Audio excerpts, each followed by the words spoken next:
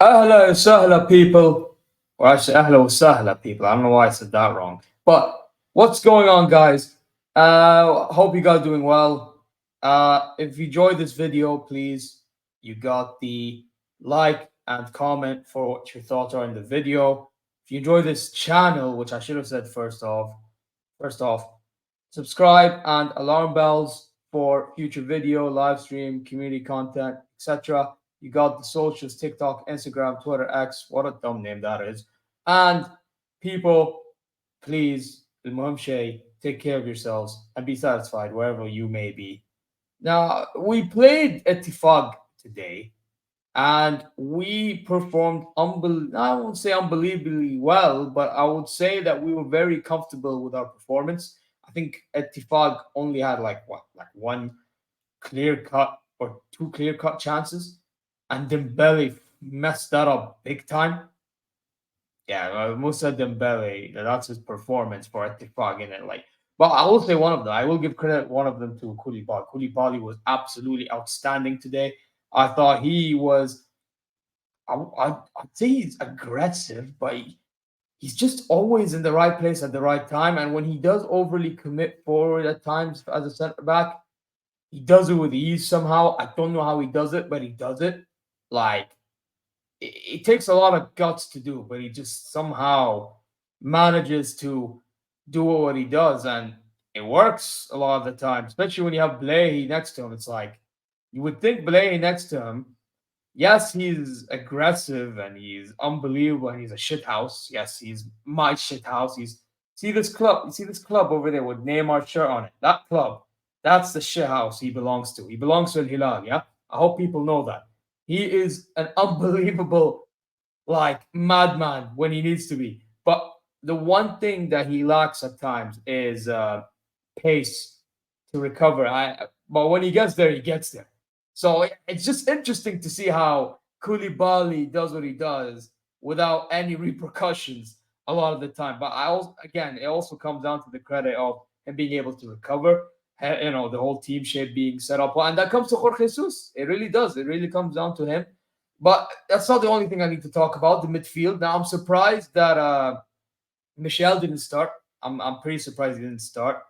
And if we're going to play another midfielder, I would have thought we play Ken, but instead we decided to play Faraj and what's his name? Savage and Neves. Now Savage and Neves I already knew we are gonna play. They're like our two main midfielders. There's no way we're not starting either of them unless they get injured or hurt. Which, for example, Savage, he was not fit, so he couldn't play the Champions League game. That's an exception, but otherwise, like, I would always expect them to play. And you know what? They both performed very well. Savic linking up with the whole team. I thought he was my man of the match, personally. He linked up with the entire team. He even scored a bullet header off a corner. Unbelievable. Neves assisting him as well. Unbelievable cross. You know the thing with Neves, by the way, people? Neves is absolutely amazing. This guy could play in the Premier League or in a big club in Europe. I swear down. His passing is precise. His dribbling is unbelievable. You know, he links up with everybody. He dictates that midfield so well, and he can defend. Mad crazy enough, he can actually defend pretty well. So yeah, man, I'm just glad we got him. You know what I mean? I'm glad he decided to join for not just the money but the project of what's going on in Saudi. So big up to him. And yeah, that's the midfield. I thought Faraj when he played done pretty well. You know what I'm saying? And then you got the attack. You have the attack of the likes of Mitrovic, striker. You got Salim Dosri on the wing, and you got Malcolm on the wing.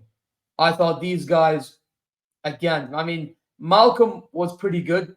Was not a great start, but he grew himself into the game.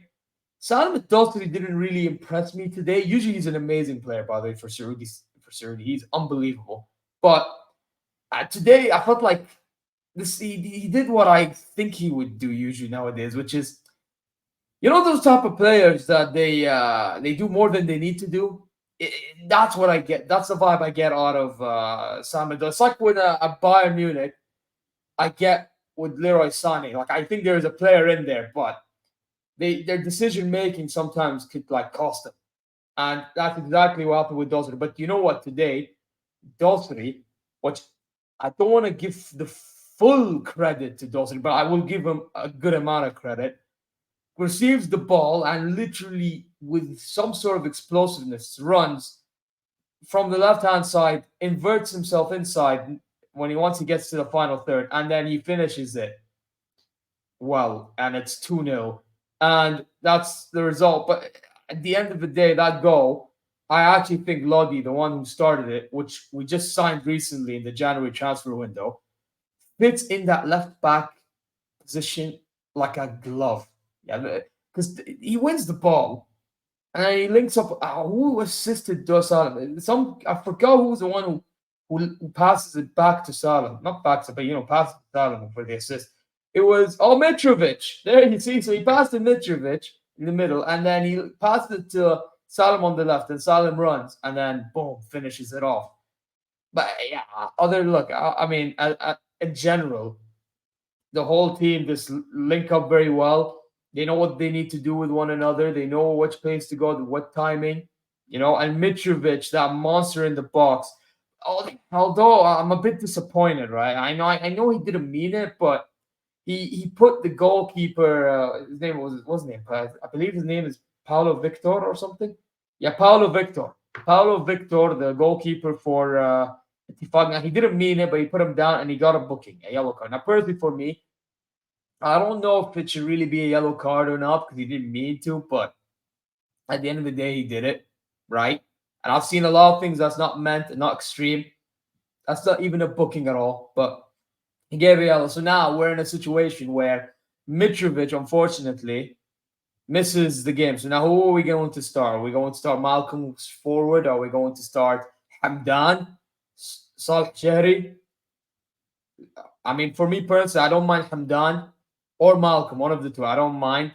But if we're going to keep some sort of fluidity in the team, you would think that even though Hamdan may not be the most technically gifted footballer, you let him start so he can be in the right place in the right time to score the goals. That's just how I see it. But yeah, I think that's it. But I know I already brought up the lineup, but I decided let me bring the lineup to you into display and mention them. Now it's in Arabic, so most of you won't read it, so I'll read it for you. تشكيل الهلال أمام الاتفاق. So it's basically the lineup for the game against Ettifaq. And then it says Bono, Lodi. I mean, am I even pointing it at the thing? Okay, Bono, Lodi, Blehi, Koulibaly, Saud Abdel Hamid. Now, left back, center back, right back, goalkeeper, right? You got Savic and Neves in the midfield, and you got Malcolm and Salam Dosri on the wings. You got Salman Faraj, that's another midfielder who's more, I'm guessing, he was trying to put him as more of the attacking threat. And it turns out that he and Savic were the attacking threats, and Neves was the one dictating the whole midfield. And then you had some, Mitrovic, the guy up front. That was the lineup. And then the players that came off the bench were, let me tell you who came off the bench because I my memory sometimes is very low, right? So Michel came on for Faraj, and Malcolm went to the middle, and Michel went on the right. You then had Yasser Shahrani coming on for Lodi, so that's just a left back change. You had Kenu coming on for Malcolm, so then that basically put Kenu in the middle, and that would then mean that you'd have. How did the attack go then? Yeah, so basically Kenu in the middle with Stavic and Neves, right? And then you have Michel, Doseri, and Mitch. Pretty much, that's pretty much what it was.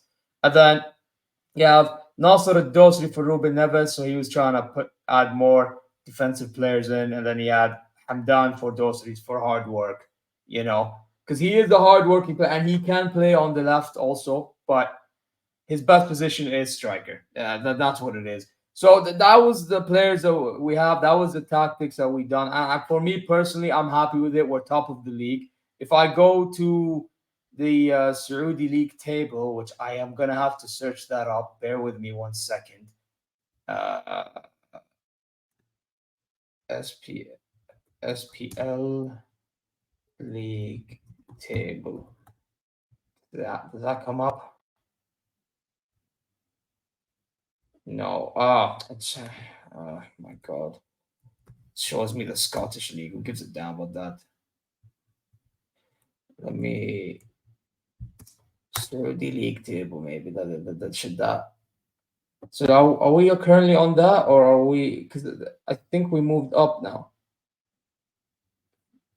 I Yeah, we did move up. So this is not the league table I am looking for. But anyway, I was gonna show you the league table, but it's not updated. But the point is that we are now top on 59 points, and second place is a Nasr with 52. So we are far ahead, but we still need to be careful because if we ain't careful, Al Nasr is there breathing on our necks. So yeah, there you go. Well, by the way, before I end this video, whoever saw what Ronaldo done, that guy has Messi living rent free in his head. Oh my God. The worst decision he made when coming to Saudi was joining in Nasr. That is the worst decision. And Ronaldo, for a guy like him, I would expect him to do better. But yeah, that's all I'm going to say. I'm glad we got that guy, Neymar, even though he hasn't been playing a lot. And when he did play, it wasn't at his best. He's winning the league while being injured and doing his madness. So there you go. So yeah, that's the end of the video, people. So as I was saying in the beginning, you enjoy this channel, subscribe and alarm bells for the reason I mentioned at the beginning.